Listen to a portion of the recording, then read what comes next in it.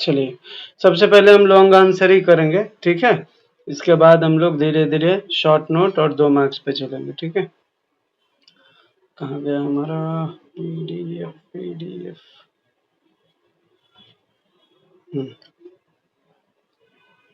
इतना आर्टिकल भेज दिए हैं।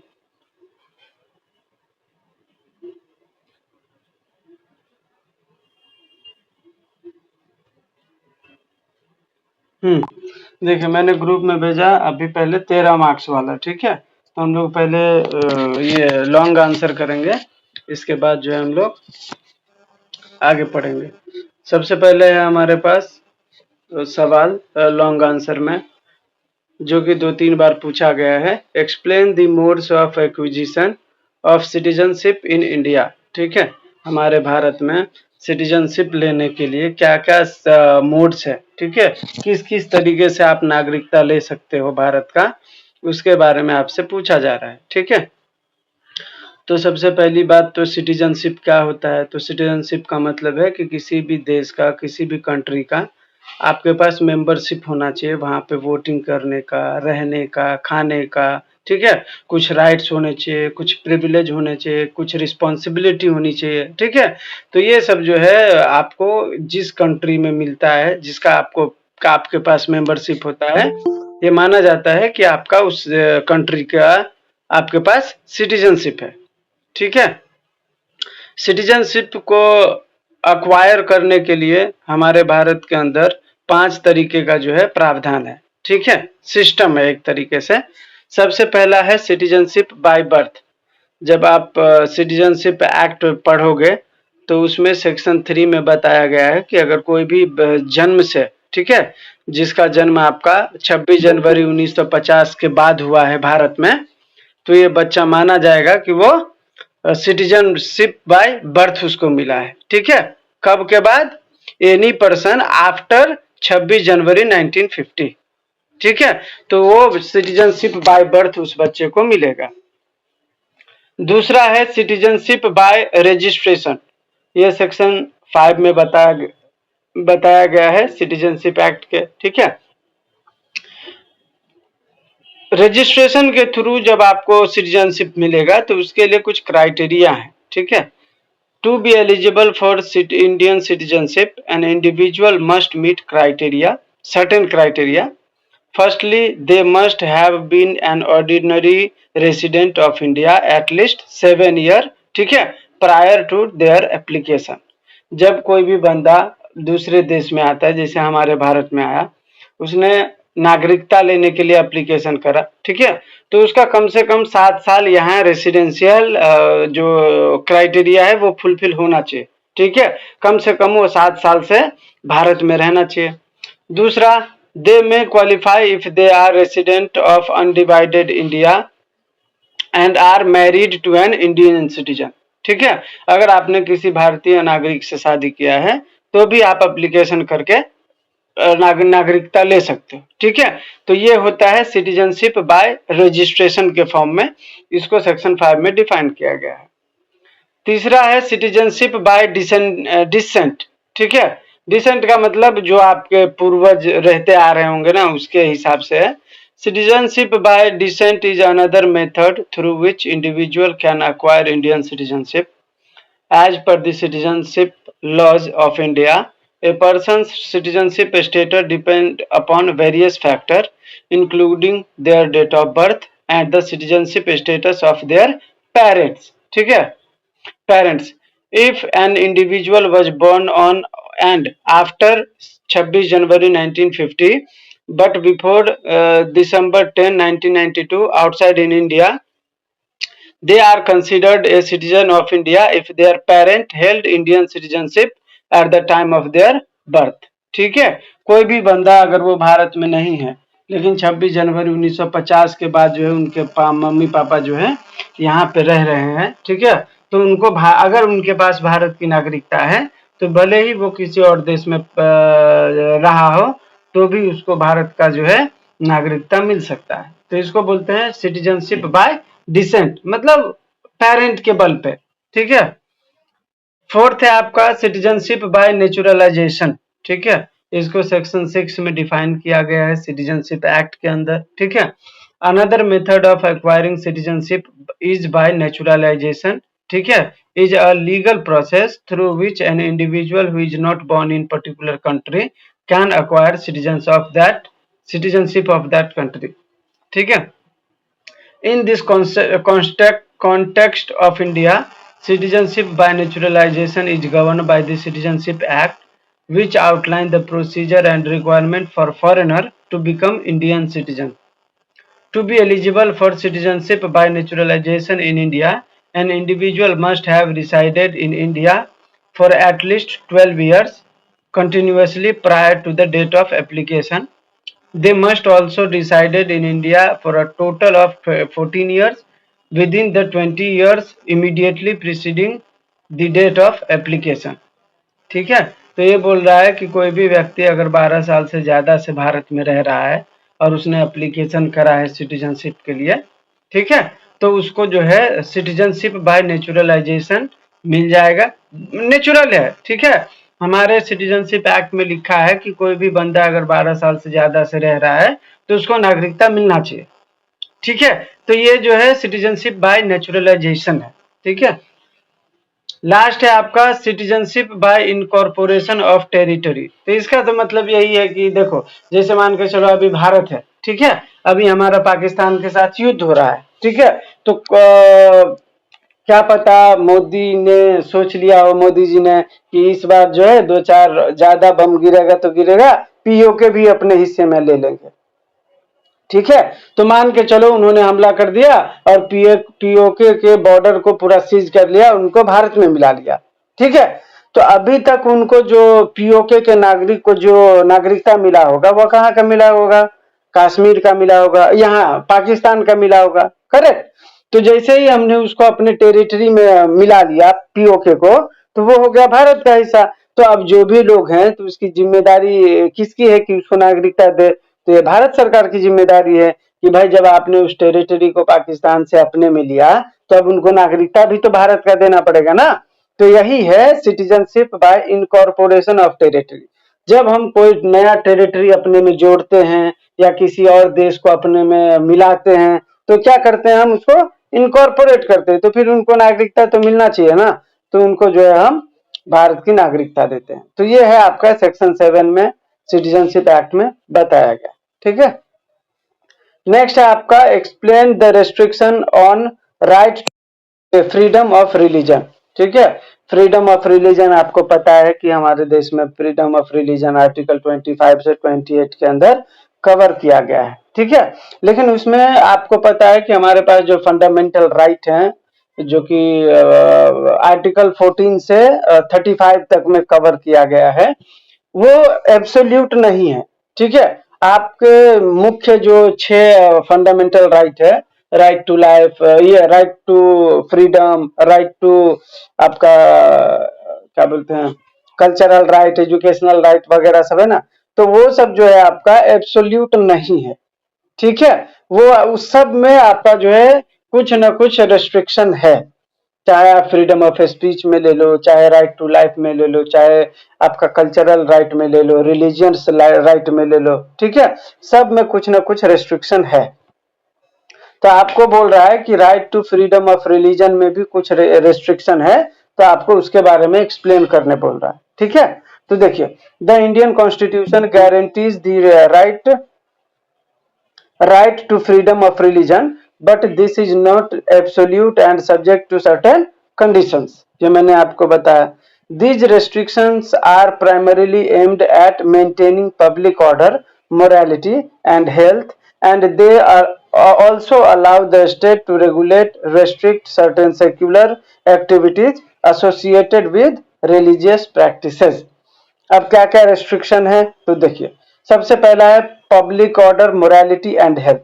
The right to freedom of religion is subject to reasonable restriction necessary in the interest of public order, morality and health. This means that religious practices cannot disrupt the peace and endanger the well-being of society, ठीक है। जैसे अभी आपको पता होगा कि मतलब कहीं पे या मंदिर में या मस्जिद में लाउड स्पीकर बजाते हैं, बराबर। तो वो लोगों को क्या होता है, थोड़ा सा लगता है कि यार ये ज्यादा आवाज है, तो हम उसको क्या करते हैं, थोड़ा सा हम लोगों ने तय किया कि इतने आवाज में आप जो है बजा सकते हो, ठीक है। तो ये हमने क्यों कहा कि भाई आपको अधिकार है कि आपके रिलीजियस राइट्स को जो है एंजॉय करो, लेकिन पीस भी मेंटेन करना आपकी जिम्मेदारी है। अब आप लाउड स्पीकर पे बजाओगे, दूसरों को परेशान करोगे, वो परेशान होकर आहत होगा, फिर वो सड़क पे उतरेगा तो लोग फिर जमा होंगे, फिर होगा दंगा फसाद, बराबर। तो हमें उन सब चीजों को भी देखना है कि हमारे जो रिलीजियस प्रैक्टिसेस हैं वो किसी और के पीस को वायलेट तो नहीं कर रहा है ना, क्योंकि उसको भी तो लाइफ जीने का अधिकार है शांति से, ठीक है, पहली बात। दूसरा है secular activities. The state can regulate and restrict economic, financial and political और अदर किधर other secular activities associated with religious practices. This allows to a state to ensure that religious practices do not infringe upon other fundamental rights or disrupt the functioning of the state.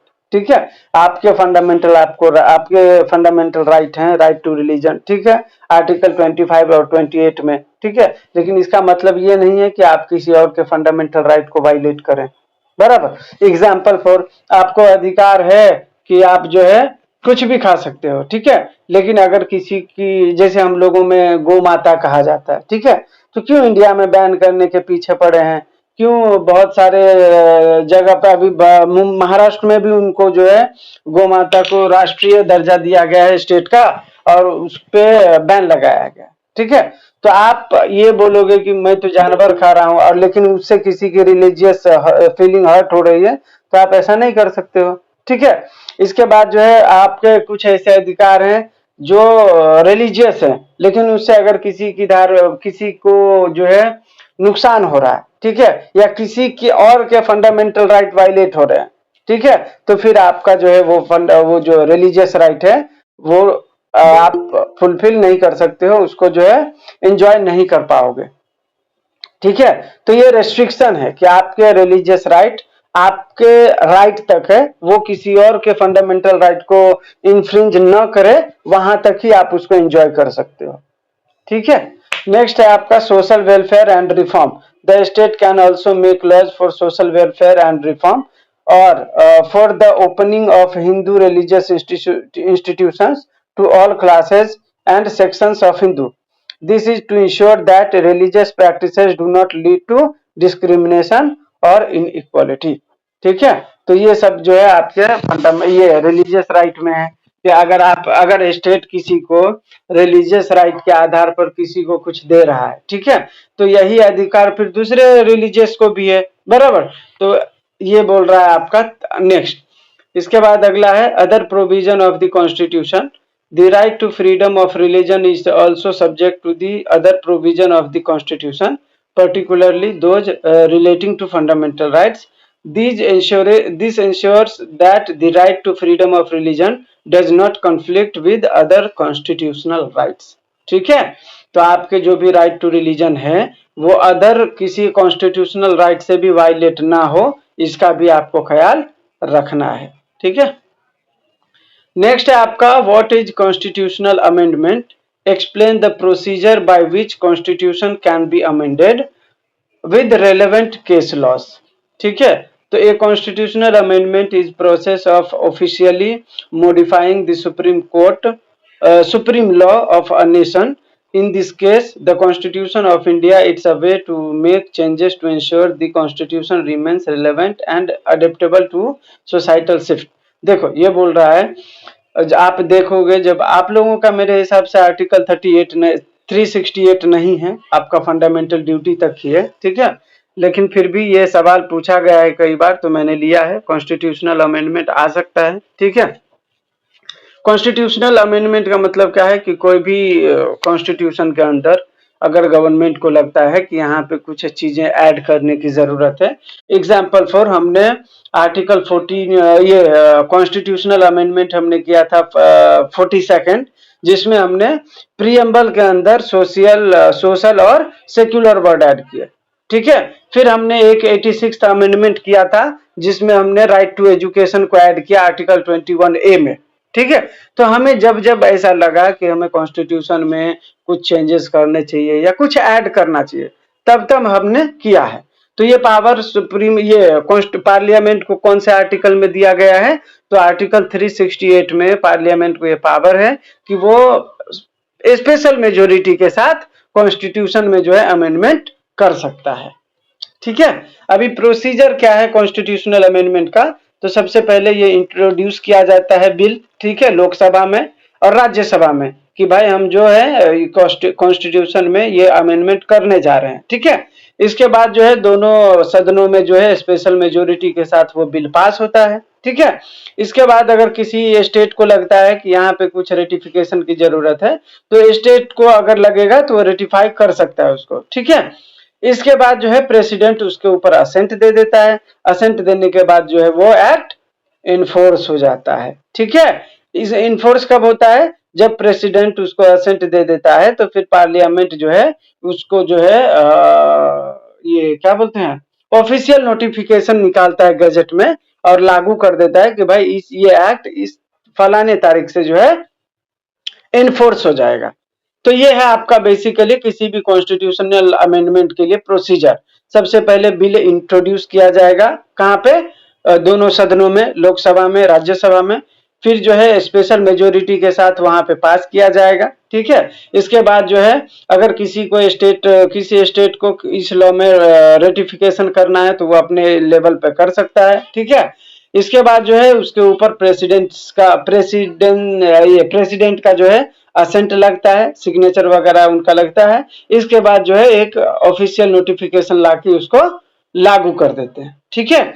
ये सारा procedure कहाँ पे दिया हुआ है? Article 368 में दिया हुआ है कि कोई भी पार्लियामेंट जो है चाहे तो लॉ को इस तरीके से अमेंड कर सकता है। ठीक है। हालांकि सुप्रीम कोर्ट के बहुत सारे रूलिंग हैं जिसमें कहा गया है कि कॉन्स्टिट्यूशन में आप जो है अमेंडमेंट ला सकते हो, 368 में आपको पूरा अधिकार है। ठीक है। लेकिन आप उसके बेसिक स्ट्रक्चर को, ठीक है, which is known as fundamental right, ठीक है, फंडामेंटल राइट। इसके बाद बेसिक स्ट्रक्चर में आता है आपका ये प्रीएम्बल के कुछ ऐसे पार्ट्स हैं, तो आप उसको जो है छेड़छाड़ उसके साथ नहीं कर सकते। आपको पावर है 368 में, आप अमेंड करो, हम रोक नहीं रहे हैं। ठीक है। कॉन्स्टिट्यूशन जब आपको पावर दिया है तो हम कौन होते हैं रोकने वाले? लेकिन आप फंडामेंटल राइट को ऑल्टर नहीं कर सकते हो। ठीक है। इसके लिए केस था आपका ये देखो मिनर्वा मिल का केस था, जिसमें बोला गया इन summary the process of amending in the Indian constitution involve a specific procedure outline in article 368 requiring a majority in parliament. ठीक है। in certain cases ratification by state legislature. The Supreme Court's basic structure doctrine ensures that parliament amending power is not unlimited. Minerva mill का case है। अभी हम लोग landmark case वाला मैंने आपको पीडीएफ बना के भेजा था, हम लोग वो भी करेंगे। तो उसमें बताया गया है मिनर्वा मिल के बारे में, मैंने उसमें अच्छे से लिया है। ठीक है। उसमें सुप्रीम कोर्ट ने उसमें पार्लियामेंट ने कॉन्स्टिट्यूशन के कुछ ऐसे पार्ट को अमेंड कर दिया था जिससे फंडामेंटल राइट भी इन्फ्रिंज हो रहा था। ठीक है। तो सुप्रीम कोर्ट ने उस अमेंडमेंट को स्टक डाउन कर दिया। ठीक है। और उसी मिनर्वा मिल के केस में सुप्रीम कोर्ट ने कहा था कि 368 में पार्लियामेंट को पावर है कि वो कॉन्स्टिट्यूशन को अमेंड कर सकता है, इसमें कोई डाउट नहीं है। ठीक है। लेकिन आप फंडामेंटल राइट के साथ छेड़छाड़ नहीं कर सकते। ठीक है। नेक्स्ट है आपका डिफाइन अनटचेबिलिटी। अनटचेबिलिटी का मतलब क्या होता है कि आप किसी भी लेवल पर कोई ऐसा छुआछूत की भावना अपने मन में रख के किसी ग्रुप ऑफ पीपल को कास्ट के नजरिए से, धर्म के नजरिए से अगर आप उसके साथ भेदभाव करते हो तो उसको बोला जाता है छुआछूत। ठीक है। अनटचेबिलिटी। अब यहाँ पे पूछ रहा है आपसे the protection of civil right act 1995 आया था, यही अनटचेबिलिटी है ना, उसको रोकथाम के लिए एक एक्ट बनाया गया था, उसका नाम था the protection of civil right. ठीक है। 1955। तो ये बोल रहा है कि भाई ये जो एक्ट है वो अनटचेबिलिटी के लिए कैसे काम करता है। ठीक है। तो देखिए ये एक्ट क्या बोलता है, Abolition of untouchability. This act is a direct response to the Constitution of India's Article 70, which abolishes untouchability in all its form. ठीक है। अनटचेबिलिटी को ही खत्म करने के लिए हमने सोचा कि हम कॉन्स्टिट्यूशन में रखेंगे तो यहाँ पे तो कोई पनिशमेंट का प्रावधान है नहीं, बराबर। यहाँ पे तो सिर्फ दिया गया है कि अनटचेबिलिटी नहीं होना चाहिए, लेकिन इसके लिए कोई एक पर्टिकुलर कानून हो तो हम उसको सजा दे पाए, बराबर। तो उसी के लिए हमने the protection of civil right act लाया था 1955 में, ठीक है, ताकि अनटचेबिलिटी को हम लोग इन्फोर्स करा सके।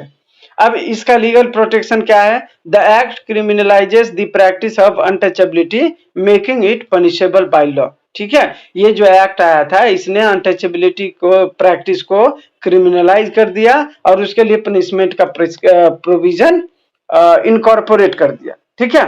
पनिशमेंट फॉर डिस्क्रिमिनेशन और untouchability, the act prescribed punishment for those who enforce disabilities based on untouchability, such as preventing someone from entering public places, using public services or receiving equal treatment। आप किसी को जाति के आधार पर, धर्म के आधार पर कहीं जाने से रोक रहे हो, ठीक है। तो ऐसा छुआछूत तो ऐसे ही होता था ना, कोई अमीर, ठीक है, राजा महाराजा है तो कोई गरीब जो निचली वर्ग के होते थे वो अपने घर में नहीं आने देते थे, तालाब से पानी नहीं पीने देते थे। छुआछूत इतना बढ़ गया था कि उनको अगर देख लेते थे तो मतलब उनको जो है चप्पल में नहीं देखना है। अगर कोई वो है छोटे जात का आदमी है तो मुझे उसको चप्पल में नहीं देखना है, मैं मतलब राजा हूँ। तो ऐसे ऐसे डिस्क्रिमिनेशन होता था। तो जब कोई राजा के सामने जाता था तो चप्पल निकाल के जाता था, ठीक है। तो ऐसा होता था छुआछूत, इतना हद तक गिर गए थे हम लोग। तो उसी को रोकथाम के लिए हमने ये protection of civil right act लाया था और ये जो है अनटचेबिलिटी के बेस पर बनाया गया था और ये जो है पनिशमेंट डिस्क्राइब किया इन्होंने कि अगर कोई भी पनिशमेंट, कोई भी डिस्क्रिमिनेशन करता है, छुआछूत करता है तो हमें उसको जो है पनिश करना है। Enforcement and implementation of this act. This act provides for the establishment of a special court to try cases relating to untouchability and for the appointment of officer to initiate the supervised prosecution according to the High Court of Tripura and National Human Rights Commission, ठीक है। तो ये act बात करता है कि हम अगर अनटचेबिलिटी को रोकना चाहते हैं तो हमें उसके लिए स्पेशल कोर्ट बनाना चाहिए, उसके लिए स्पेशल जज का नियुक्ति करना चाहिए, ठीक है, ताकि वो जो है प्रोसिक्यूट कर सके उन लोगों को जो अनटचेबिलिटी जैसे अपराध कारित करते हैं। Addressing discrimination, the act aims to ensure equal rights and protection individual from discrimination based on their caste, ठीक है। तो हम जाति के आधार पर कोई भेदभाव न करें, ये इंश्योर करता है और इसके रिगार्डिंग जो भी मैटर होते हैं उसको एड्रेस करता है ये एक्ट, ठीक है। नेक्स्ट आपका highlight the importance of right to information in the present era. आपको पता होगा कि आपको अगर मान के चलो गवर्नमेंट का कोई डेटा चाहिए, ठीक है, कि उन्होंने क्या काम किया है अभी तक, तो आप आरटीआई लगा सकते हो, ठीक है। जैसे हमने अभी हाल ही में लगाया था, ये आपका बोरीवली ईस्ट में किसी बिल्डर को वो घर गया है, वो बिल्डर को कोई चौल दिया गया है, ठीक है। तो अब ये किस बिल्डर को दिया गया है, इससे पहले वाला बिल्डर कौन था जिसके पास से कैंसिल हो गया, इस बिल्डर के साथ ये जो सौदा हुआ है वो कितने में हुआ है, कितना वो एक घर के पीछे कितना वो जो है डिमांड करेगा, उसका परसेंट क्या लिया गया है। तो ये सब जानने के लिए हमने आरटीआई डाल दिया था, मेरे नाम से अभी भी होगा वो आरटीआई, तो मुझे वो डिटेल वहां से मिला। तो आप कोई भी गवर्नमेंट अथॉरिटी से अगर कोई डेटा चाहते हो, जैसे कहीं पे एफआईआर हुआ है, ठीक है, पुलिस स्टेशन में, अगर आपको लगता है कि वो एफआईआर किसके नाम से है, ठीक है, किस किस का नाम उसमें जब दर्ज है, तो मुझे उस एफआईआर की कॉपी चाहिए तो आप आरटीआई लगा दो, आरटीआई के थ्रू वो एफआईआर निकलवा लो, ठीक है। तो ये बोल रहा है कि आज के जमाने में जो ये आरटीआई का सिस्टम आया है वो कैसा है, आपको क्या लगता है, उसका क्या इंपॉर्टेंस है। तो इंपॉर्टेंस तो बहुत है, मेरे हिसाब से तो बहुत ज्यादा है। पहले किसी को लगता था क्या कि आप गवर्नमेंट से कोई भी डिटेल तुरंत ले सकते हो, अभी आप एक आरटीआई लगा दो, अगले दिन आपको डिटेल मिल जाएगा। जिस किसी भी फील्ड में अगर वो गवर्नमेंट का है तो आपको आरटीआई लगाने से तुरंत आपका मिल जाएगा, रिजॉल्व हो जाएगा, ठीक है। तो इंपॉर्टेंस तो बहुत है। तो हम यही पूरा नीचे देखेंगे कि क्या क्या है। तो सबसे पहले हम लोग पढ़ते हैं, in the present era the right to information is crucial for a functionary democracy, promoting transparency, accountability and combating corruption, ठीक है। It empowers citizens to access government information enabling informed participation in decision making and holding authorities responsible. ठीक है. The act impact extend to various sector from ensuring access to basic right and entitlement to exposing corruption and human rights violation. ठीक है. तो importance क्या है इस act का? Empowering citizens and fostering good governance. ठीक है. RTI allows citizen to access information about government activities, policies and decision, enabling them to participate more actively in the democratic process. जैसे कि मैंने आपको बताया था. देखिए मैडम, आरटीआई एक्ट जो है ना आपका राइट टू इंफॉर्मेशन एक्ट से, राइट टू इंफॉर्मेशन से आया है. ठीक है. और राइट टू इंफॉर्मेशन जो है आपका right to life and liberty से कवर किया गया है. ठीक है. तो राइट टू लाइफ में जो भी कवर है आपका आर्टिकल 21 में, वो आपका आर्टिकल 21 यहाँ पे भी आएगा. तो यहाँ पे आएगा तो राइट टू इंफॉर्मेशन से आपसे पूछ सकता है ना. क्वेश्चन आया है मैडम, क्वेश्चन आया ही नहीं है. देखिए कितने बार आया है. राइट टू इंफॉर्मेशन किधर गया, एक सेकंड में बता देता हूं. ये 3 बार पूछा गया है. ठीक है. तो आपसे पूछा जा सकता है क्योंकि अभी आरटीआई का बहुत चलन है. तो आपसे पूछ सकता है कि भाई प्रेजेंट एरा में उसकी क्या मतलब खासियत है, क्या उससे होने वाला है. तो आपको लिखना पड़ेगा ना. तो नेक्स्ट है इसका, इट प्रमोट्स ट्रांसपेरेंसी और अकाउंटेबिलिटी. सही बात है. अभी मैं अगर एसआरए में मान के चलिए मैंने फाइल किया आरटीआई, ठीक है, कि मुझे अभी से पहले जितने भी बिल्डर को ये मिला था बोरीवली ईस्ट का जो है वो क्या बोलते हैं उसको प्रोजेक्ट, कौन कौन था. तो अब ये गवर्नमेंट की अकाउंटेबिलिटी है ना कि वो हर डिटेल अपने पास रखे. नहीं तो पहले क्या होता था, वो सब डिटेल उड़ा देते थे. अभी उनको हर डिटेल रखना पड़ता है. उनको पता है कि कब क्या पता आरटीआई लगा दे और हमसे जो है सब कुछ पूछ ले. बराबर. तो हमने आरटीआई लगाया तो मुझे पूरा डिटेल बता दिया, 10 साल पहले तक का बता दिया कि यहाँ पे कौन कौन से प्रोजेक्ट किस किस को दिया गया था, किस किस से वो कैंसिल कर दिया गया, किस किस से जमा नहीं. बराबर. तो ऐसा, तो आरटीआई एक्ट लगाने से आपको पूरा डिटेल मिल जाता है. दूसरा क्या है, दूसरा है combating corruption and promoting accountability.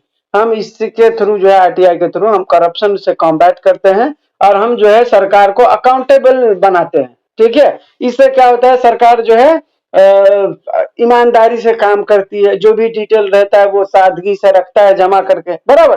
बाद में हम उसको होल्ड कर देंगे ना कि भाई आपके पास तो डिटेल ही नहीं है, इसका मतलब आपने कहीं भ्रष्टाचार किया है. बराबर. तो हम उसको अकाउंटेबिलिटी भी हम इसके तहत तय करते हैं गवर्नमेंट की.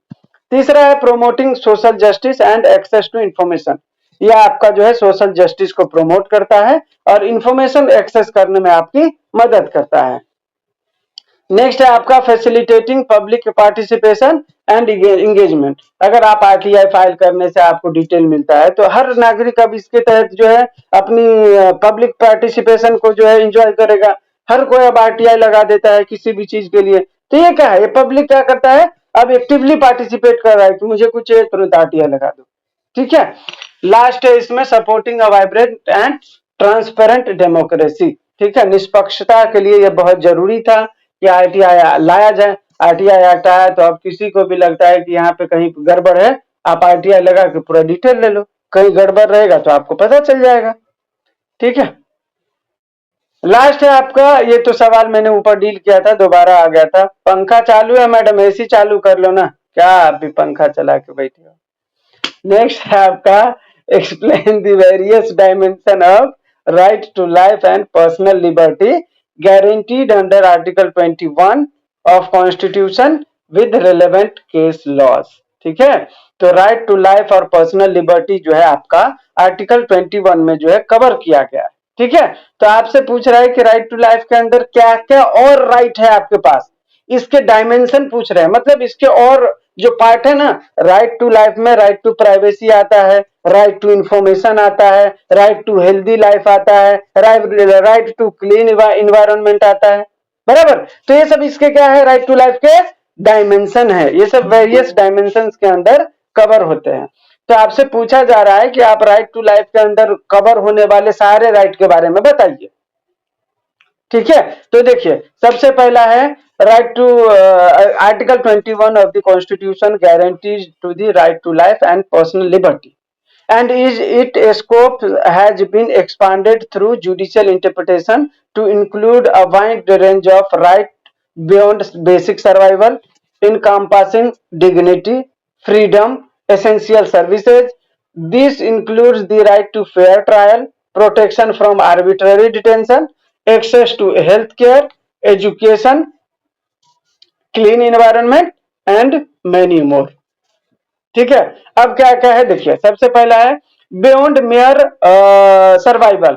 Article 21 protection of life is not limited to the physical act of breathing, it encompasses the right to live with human dignity, meaning a life is full, meaningful and free from degradation. मतलब आपको इज्जत के साथ आपका जीने का अधिकार है। ठीक है, मतलब लाइफ सिर्फ आपको सरवाइव करने के लिए नहीं मिला है। ठीक है, उसके ऊपर आपको खुशी से जीने का अधिकार है, इज्जत के साथ जीने का अधिकार है, फुल सम्मान के साथ जीने का अधिकार है। ठीक है, ये दूसरा है right to a healthy life.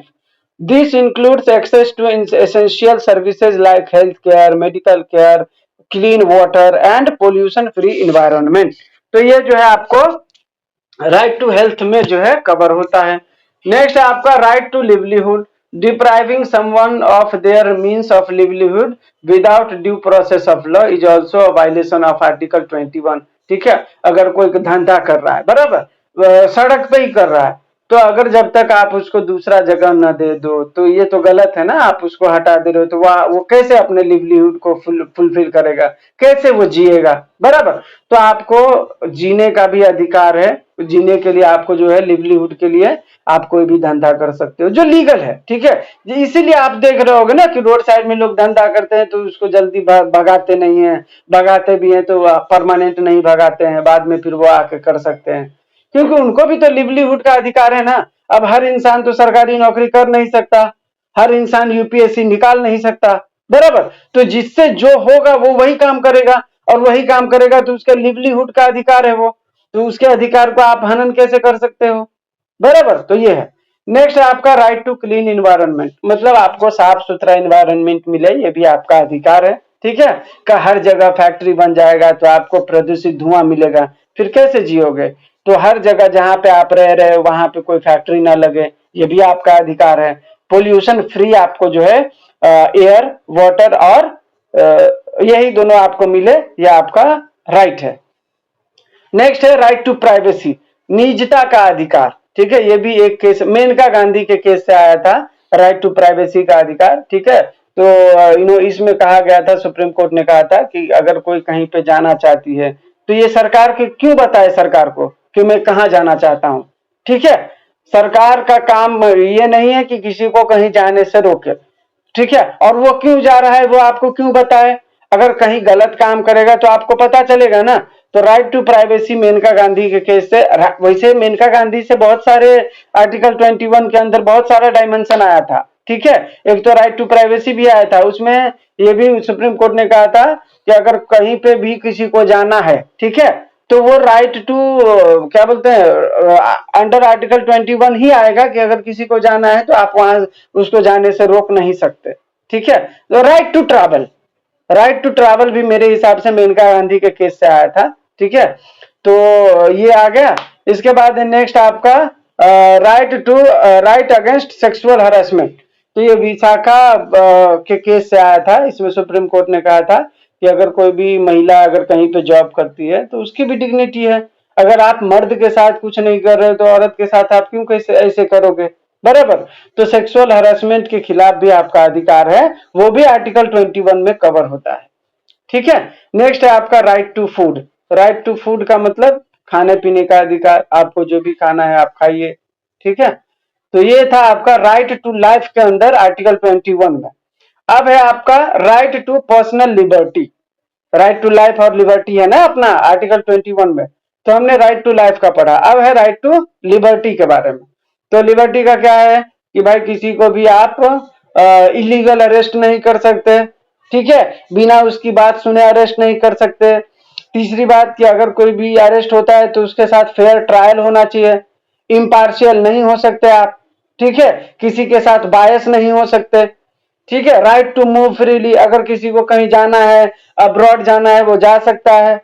Right to privacy इसके भी अंदर आता है, पर्सनल लिबर्टी में, ठीक है। इसके बाद है राइट अगेंस्ट सॉलिटरी कंफाइनमेंट, जो भी लॉ में दिया हुआ है, जैसे 15 दिन, तो आप 15 दिन से ज्यादा नहीं रख सकते, ठीक है। अनलिमिटेड समय तक आप किसी को नहीं रख सकते, इससे उसका लिबर्टी हनन होगा, ठीक है।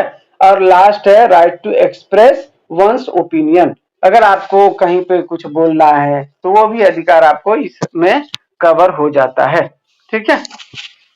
इसका केस लॉ है, मेनका गांधी का केस है, जिसमें बताया गया था कि आर्टिकल 21 के अंदर ही राइट टू प्राइवेसी आएगा।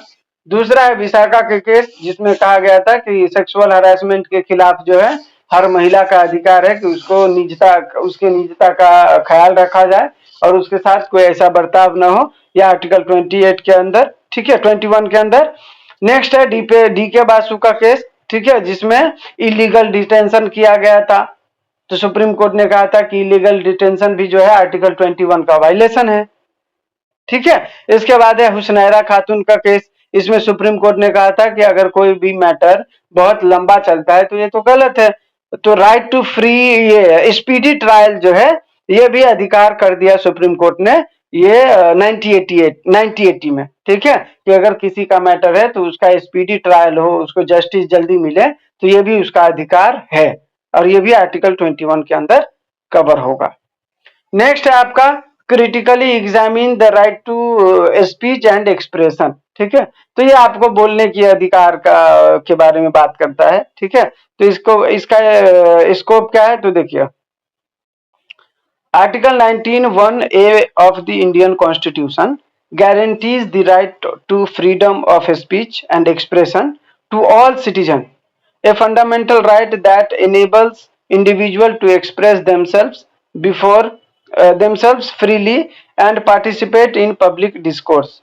This right encompasses various forms of expression, including spoken words, writing, artistic expression, ठीक है, and even the remain to silent, ठीक है। अगर किसी को कुछ नहीं बोलना है तो नहीं बोलना भी आपका अधिकार है। Right to remain silent is also a fundamental right under right to speech and expression, ठीक है। तो आपने देखा होगा कि अगर कोई पुलिस मुझे गिरफ्तार करता है, तो अगर मैं नहीं बोलता हूं कुछ, तो ये भी मेरा अधिकार है, पुलिस जबरदस्ती मेरे से नहीं बुलवा सकता, ठीक है। तो ये भी जो है आपका फंडामेंटल राइट है अंडर आर्टिकल 19। अब देखिए इसका स्कोप क्या है, broad interpretation, the supreme court has consistently broadened the interpretation of article 19(1)(a), recognizing that it encompasses not only the right to express but also the right to receive and transmit information. Right to information, the Supreme Court has held that the right to information is an integral part of the right to freedom and speech, ठीक है। तो freedom of speech and expression के अंदर भी right to information cover होता है। Non absolute in nature, while the right to freedom of speech and expression is a fundamental right, it is not absolute and can be subjected to reasonable restriction। तो ये मैंने आपको बता दिए थे। इसके बाद है बोल रहा है रिस्ट्रिक्शन क्या क्या हो सकता है इसके ऊपर, तो 19(2) में रिस्ट्रिक्शन के बारे में भी बताया गया है। इसमें पहले बताया है these restriction are outline in article 19(2). पहला है सिक्योरिटी ऑफ द स्टेट, आप स्टेट की सिक्योरिटी के खिलाफ कुछ नहीं बोल सकते, ठीक है। अभी जैसे आपने देखा होगा नेहा राठौर ने कोई वीडियो जारी किया था, जिसमें उसने बोला था कि ये जो पहलगाम में आतंकी हमला हुआ था वो मोदी ने ही कराया था, ठीक है, ऐसा उनका कुछ स्टेटमेंट था। अब उनका स्टेटमेंट जो है ना, पाकिस्तान का जो गृह मंत्री है, गृह मंत्रालय, उनका ये वीडियो लेके और वो पोस्ट करता है ट्विटर पे, बोलता है देखिए इनके देश के लोग खुद बोल रहे हैं कि मोदी ने खुद कराया है, और मोदी बोल रहा है पाकिस्तानी आतंकी ने किया है। तो आप देखिए ये गलत है ना।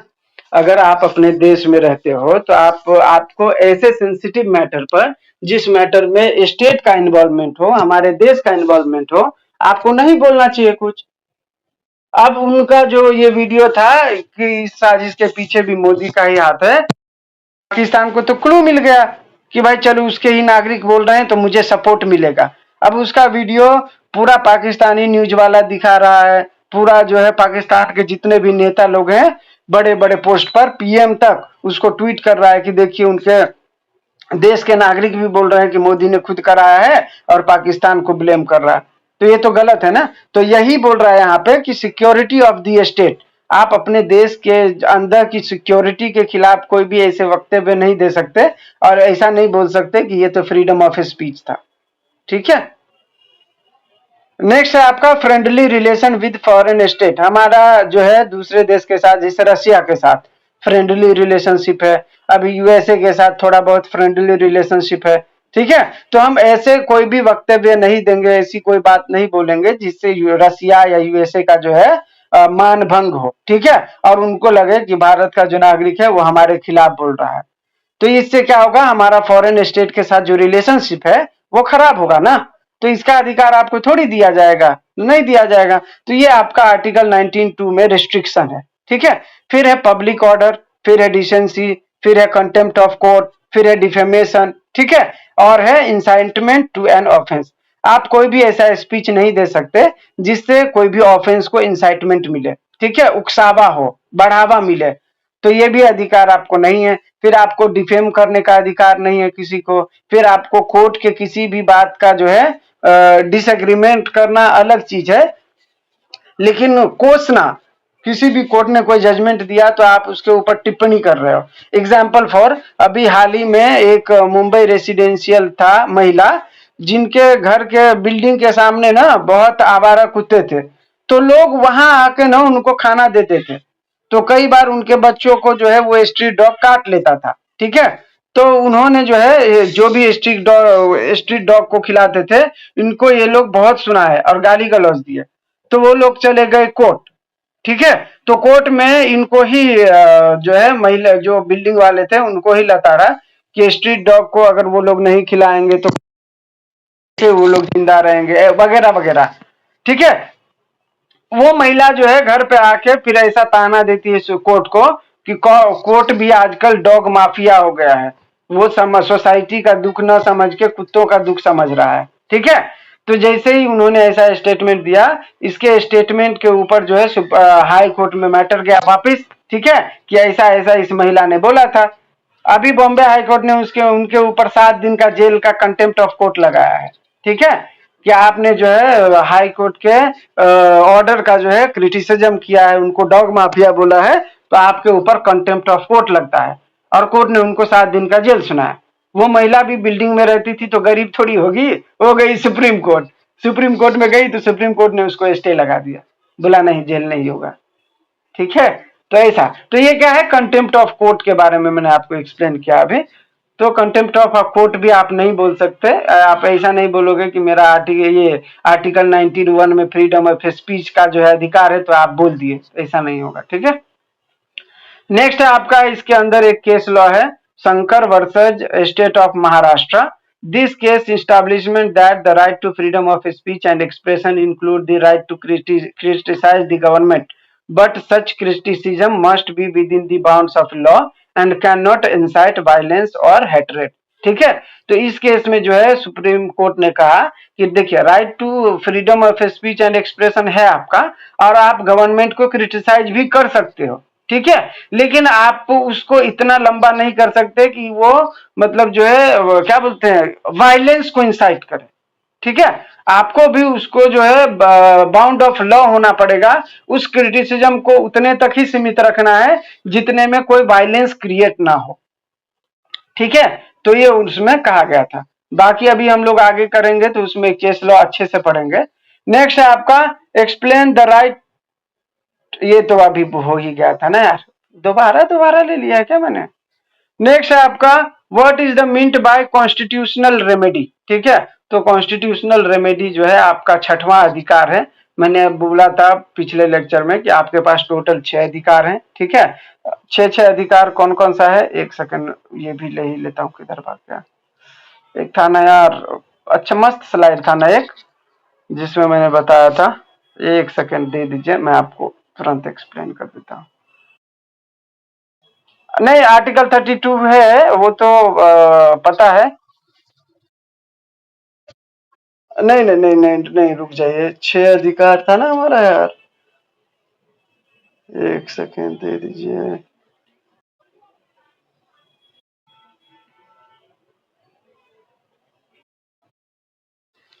नहीं नहीं, वो रीट्स में है मैडम। वो वो रीट्स में है, एक सेकंड दे दीजिए, मैं बता किधर। अरे बहुत अच्छे से बनाया था मैंने। एक सेकंड बस दे दीजिए, एक सेकंड। पीडीएफ भी भाग गया यार।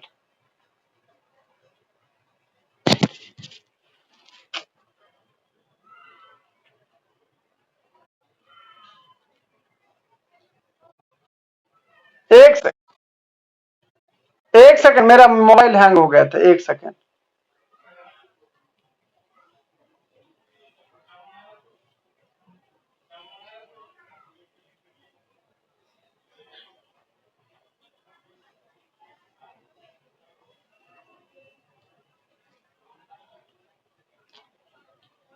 अरे यार, एक सेकंड रुक जाए। हाँ, मेरा फोन थोड़ा हैंग हो गया, इधर उधर बटन हो रहा है यार, शिट, क्या हो जा रहा है।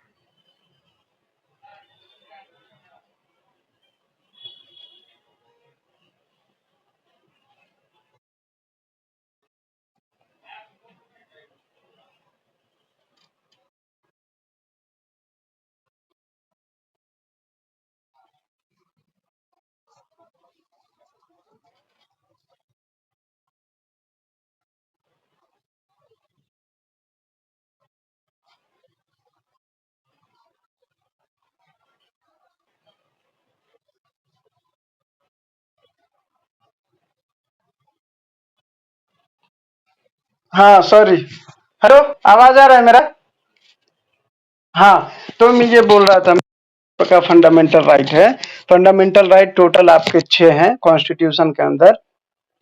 सबसे पहला है the right to equality, under article 14 to 18 में कवर किया गया है। दूसरा है the right to freedom, article 19 से 22 में कवर किया गया है। तीसरा है राइट अगेंस्ट एक्सप्लॉइटेशन, आर्टिकल 23 से 24 में कवर किया गया है। द राइट टू नेक्स्ट है the right to freedom of religion, article 25 से 28 में कवर किया गया है। और लास्टली सिक्स्थ जो फंडामेंटल राइट है आपका, वह है cultural and educational right under article 29 to 30। ठीक है, नहीं, फिफ्थ ये राइट है। छठा राइट है आपका the right to constitutional remedy under article 32। ठीक है, तो ये 6 राइट आपको हमेशा याद रखना है, क्योंकि एग्जाम में आपसे पूछा जा सकता है।